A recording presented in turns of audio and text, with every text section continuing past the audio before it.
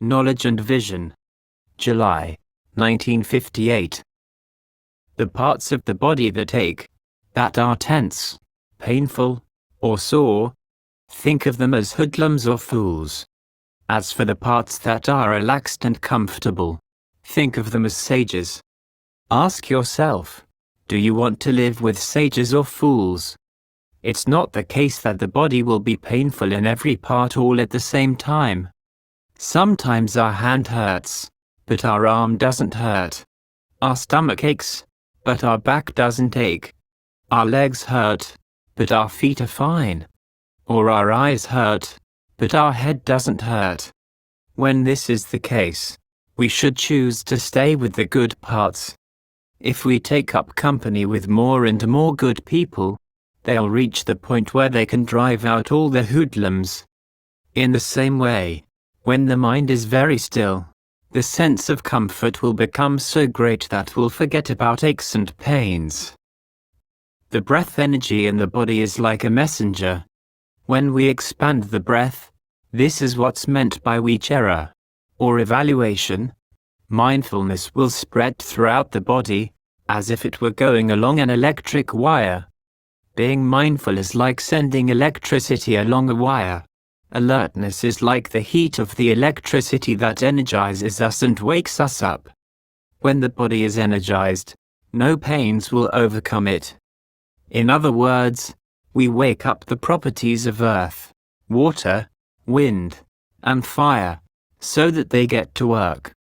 The properties of the body will become strong and healthy, making the body feel comfortable and well. This is termed Mahabhuta Rupa. When this sense of Mahabhuta Rupa is nourished with breath and mindfulness in this way, it will grow and mature. The properties will grow quiet and mature, and become Mahasatipatthana, the great frame of reference. This is threshold concentration, or vichara, spreading the breath. In centering the mind, we have to put it on the middle path, cutting away all thoughts of past and future. As for worldly phenomena, gain and loss, status and disgrace, praise and censure, pleasure and pain, no matter how bad they may be or how fantastically good, we aren't interested, because even when they really have been good, they've left us long ago. And as for the good lying ahead, it hasn't reached us yet.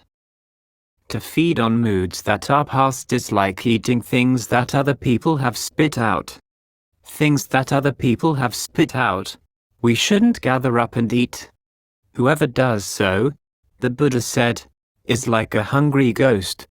In other words, the mind is a slave to craving, which is like saliva. We don't get to eat any food and so we sit swallowing nothing but saliva. The mind isn't in the middle way. To think of the future is like licking the rim of tomorrow's soup pot, which doesn't yet have even a drop of soup. To think about the past is like licking the bottom of yesterday's soup pot when there isn't any left. This is why the Buddha became disenchanted with past and future, because they're so undependable. Sometimes they put us in a good mood, which is indulgence in pleasure. Sometimes they get us in a bad mood, which is indulgence in self-affliction. When you know that this sort of thing isn't the path of the practice, don't go near it. The Buddha thus taught us to shield the mind so that it's quiet and still by developing concentration. When a person likes to lick his or her preoccupations, if they're bad, it's really heavy. If they're good preoccupations, it's not so bad, but it's still on the mundane level. For this reason, we're taught to take our stance in the present. When the mind isn't involved in the past or the future, it enters the noble path, and then we realize how meaningless the things of the past are. This is the essence of the knowledge of past lives. Old things come back and turn into new. New things come back and turn into old. Or as people say, the future becomes the past and the past becomes the future. When you can dispose with past and future, the mind becomes even more steadfast. This is called right mindfulness. the mind develops strength of conviction, sati balang. That is, your convictions become more settled in the truth of the present. Virya balang. Your persistence becomes fearless.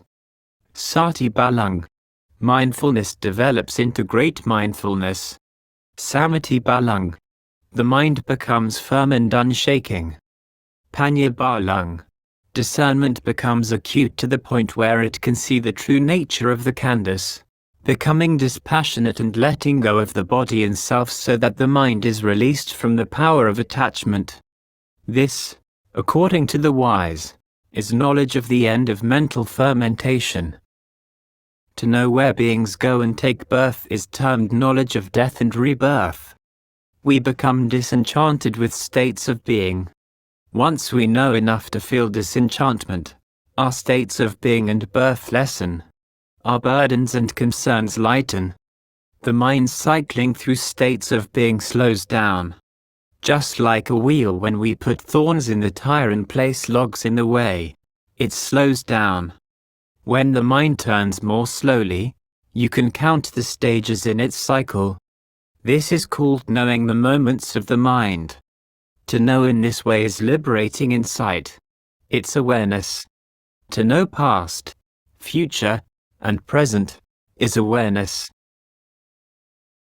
The noble ones aren't attached to activities, to acting, speaking, or thinking, in any way. When the processes of action fall silent, their minds are empty and clear like space. But we ordinary people hold on to speaking, standing, walking, sitting, lying down, everything. And how can it help but be heavy? The noble ones let go of it all and so are at ease. If they walk a long time, they don't get weary. If they sit a long time, they don't ache. They can do anything without being weighed down. The people who are weighed down are those who hold on. Stress for ordinary people is pain and suffering. The stress of sages is the wavering of pleasure. The breath of birth or of life is the in-breath. The out-breath, when there's no in-breath, is the breath of death. Whether a person is to have the potential for a short or a long life depends on the in and out breath. Thus the breath is termed kaya sankara, bodily fabrication. It's the crucial factor in life. When you can catch hold of the breath, you can keep tabs on your own birth and dying. This is birth and dying on the obscured level. As for birth and dying on the open level, even fools and children can know it. Birth means breathing, sitting, lying down, standing, walking, and so on. Death means to stop breathing and to get hauled off and cremated. But birth and dying on the obscured level can be known only within. And not everyone can know them. Only those who still their minds can. To focus on the breath this way is, at the same time, mindfulness of death, mindfulness of breathing, and mindfulness immersed in the body. Or you can call it, ekayana magga, unifying the sense of the body into a single, direct path. Vitaka is to bring the topic of meditation to the mind, to bring the mind to the topic of meditation. Vichara means to spread, adjust, and improve the breath carefully. The longer you keep at this, the more comfortable your going will be, just as when we work at clearing a road. The sense of the body will benefit in 3 ways: feeling light, cool, and comfortable. At this point, our meditation theme becomes even stronger, and the mind feels even greater ease and detachment, termed chitta viveka, or mental solitude. The sense of the body becomes more quiet and detached, termed kaya viveka, or physical solitude. The breath energy in the body falls into 2 classes. One class is called the feminine breath, the gentle flow of energy from below the navel up to the head and out the nose. The other class is called the masculine breath, the solid flow of energy from the ends of the feet up through the spine. Once you can focus on these breaths, Don't go against their basic nature.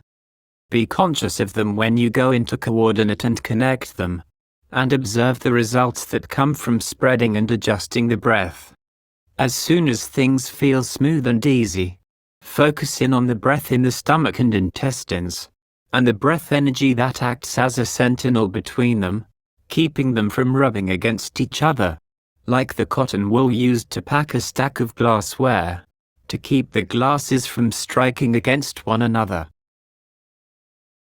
When the breath is quiet and the mind at ease, this is goodness in its greater form.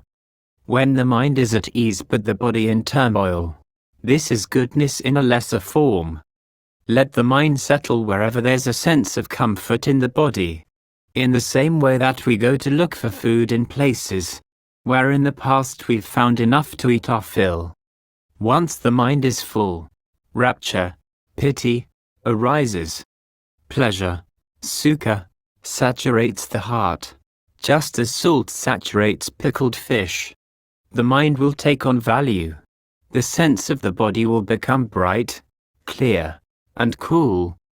Knowledge will begin to see bit by bit, so that we can come to see the nature of our own body and mind. When this state of mind becomes stronger, it turns into jnana-dasana, knowledge and vision. Knowledge on this level comes from mindfulness, and vision from alertness. When the wavering of the mind stops, then craving for sensuality, for becoming, and for no becoming all stop. Pain and pleasure, let go of them. Don't give them a second thought. Think of them as words that people speak only in jest. As for the truth, it's there in the heart. If the mind still wavers and strays, there will have to be more states of being and birth. If sensual craving moves, it leads to a gross state of being. If craving for becoming moves, it leads to an intermediate state of being. If craving for no becoming moves, the mind will latch onto a subtle state of being. Only when we see this happening can we be said to know past, future, and present. When this awareness is clear and full, the mind becomes dispassionate and loosens its attachments, coming to a full stop, the stopping of unawareness, the stopping of birth. This is why the Buddha felt no attachment for home or family, for wealth, servants, or material pleasures of any kind.